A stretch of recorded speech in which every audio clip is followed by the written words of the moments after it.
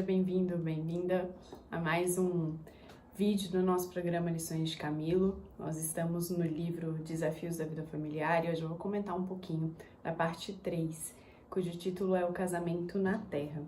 E nessa parte, você já deve ter visto aí os vídeos anteriores. Se você não viu, volta, vai lá na playlist das Lições de Camilo e acompanha, porque ele vem traçando uma linha, quase uma linha do tempo das relações que a gente estabelece aqui na Terra, Camilo. E nessa parte, Camilo vem falar do casamento na Terra. E ele começa nos dizendo que o casamento é uma união dos laços da carne, mas mais do que isso, dos laços da alma. Como a gente está na matéria, às vezes a gente acaba esquecendo que também dentro de um relacionamento, de um matrimônio, tem as questões dos laços da alma. Não dá pra gente ficar nem só em um, nem só em outro. E ele fala que essa união, ela é necessário que exista uma afeição mútua dentro do casal para que auxilie o progresso. Então, a gente já começa a entender aqui que o casamento tem uma questão muito importante no progresso que a gente vai ter nessa encarnação e que a afeição mútua é elemento indispensável para que a gente consiga isso. E ele nos diz também, nos conta que o casamento é o início da construção da família. Então é evidente que a gente tem casos em que sai um pouco da ordem natural das coisas, em que os filhos antecedem o casamento. Faz parte da vida humana, faz parte da nossa vivência aqui na Terra. Nem tudo sai conforme exatamente programado, seguindo uma linha lógica. Mas quando ele fala de casamento, ele também está falando que é aí que uma família começa. É no casal que ela vai começar e depois com a chegada dos filhos. E o casamento, ele fala que é um ponto que nos diferencia dos animais. Então, quando a gente tá ali no casamento, explorando as nossas questões psíquicas, porque casamento dá trabalho, quem tá me assistindo e é casado talvez se identifique, é difícil, a gente tem que alinhar muitas expectativas, a gente tem que estar sempre atento com como que a outra pessoa está recebendo aquilo que eu tô falando, aquilo que eu tô fazendo. Então, exige um esforço de ambas as partes para que aquela relação dê certo. Logo, o casamento, ele vai exigir da gente essa racionalidade, o apurar dos instintos primitivos que os animais, por exemplo, por conta da sua irracionalidade, não têm. E aqui a gente vai se distanciando dos nossos instintos e se aproximando das questões mais racionais, da dosagem dos nossos desejos, das nossas necessidades, dos nossos sentimentos. Tudo isso, o casamento é importante forma, importante ferramenta para que a gente consiga se desenvolver nesse sentido. Inclusive, quando a gente pensa, por exemplo, no último vídeo que o Marco falou do complemento psíquico, que os casais, eles buscam uma complementação psíquica e nessa complementação a gente vai dosando aquilo que a gente precisa. Então essa primeira parte do texto, Camilo vem nos falar do objetivo do casamento, então que é auxiliar no nosso progresso.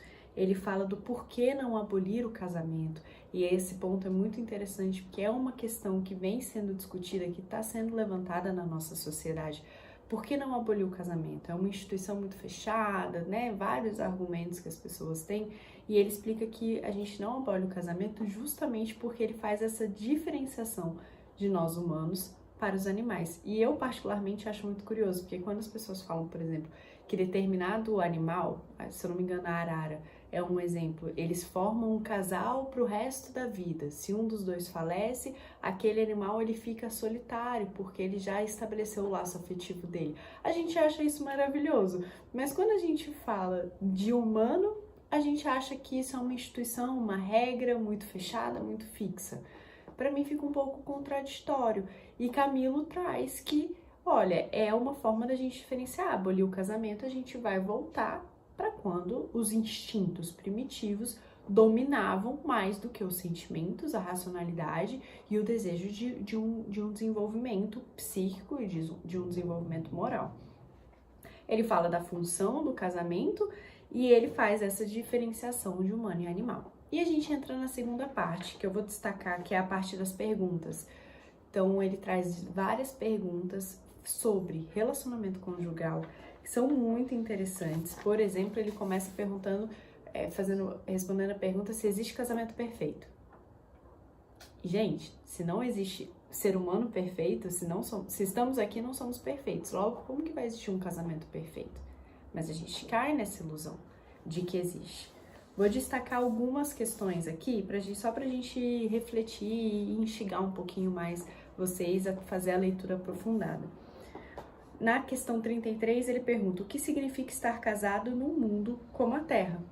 E ele fala, estar casado na Terra significa ter um casal assumido as responsabilidades de participar reciprocamente um dos avanços do outro, das aquisições felizes que se destinam à conquista da aventura. Então casa muito com o que eu estava falando mais cedo. Estar casado é um desafio. A gente está sempre ali se ajustando, vivendo desafios, porque a vida vai mandando desafios e quando a gente acha que a gente vai conseguir respirar, novos desafios surgem.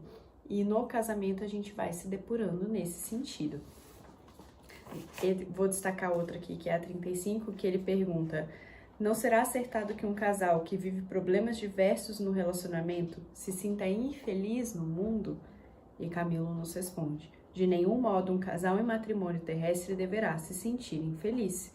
Vive-se na Terra um momento especial. E aqui a gente quebra a ideia de que casou uma vez é pro resto da vida. Ele está sendo muito claro de que casamento não é pra gente ficar infeliz. É para ser desafio, é desafiador sim, mas não é para ter infelicidade como tema dominante. É o momento que a gente vive aqui é especial e a gente precisa tratá-lo como tal. E ele, evidentemente, continua a resposta dele, vou destacar só esse comecinho, que acho que é muito importante. Depois ele nos pergunta como se constrói uma relação duradoura. Que eu vejo, até usando um pouquinho da minha profissão, como isso é difícil, como está difícil. A gente vê antigamente casamentos de 40, 50 anos, muitas questões culturais envolvidas, como, por exemplo, não se pode separar, a mulher mais submissa ao homem, sim, existem. Mas hoje as pessoas parecem ter dificuldade de estabelecer uma relação que dure e ficam relações voláteis, rápidas, líquidas, de meses e que se acabam. E ele nos diz: quando os parceiros se distinguem no temperamento, quando um grita, o outro fala baixo, quando um esfria, o outro aquece, e assim consegue-se equilibrar a relação. Não se constrói enraizamento e durabilidade da união conjugal se um dos cônjuges está sempre disposto a dar o troco no outro, sempre o troco de má qualidade.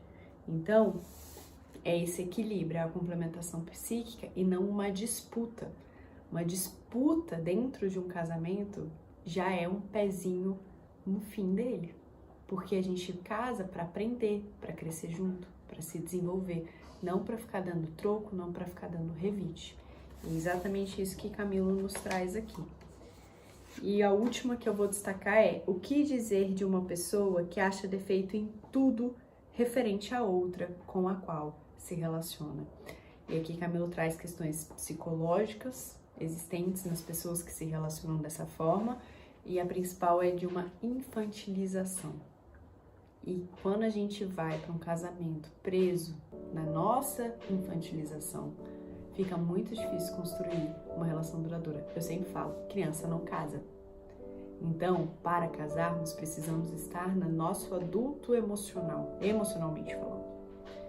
São alguns pontos de destaque para a gente começar a pensar sobre o casamento na Terra, que é um desafio sim, mas que também é para ser momentos felizes, não é para ser algo que nos traz dor, mais dor do que já estamos vivendo nesse nosso mundo de provas e expiações.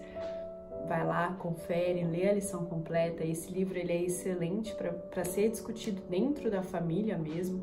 Eu comentei com meu marido que essa coleção do Raul, eu já tô lendo, quero que ele leia, mas que tem alguns, eu falei para ele, quando a gente engravidar, quando a gente for ter filho, a gente vai sentar e vai ler junto e vai discutir, porque é uma forma da gente ir construindo a nossa família bem alinhado com o que o Espiritismo nos ensina. Espero que tenha agregado de alguma forma para vocês e a gente se encontra no próximo vídeo.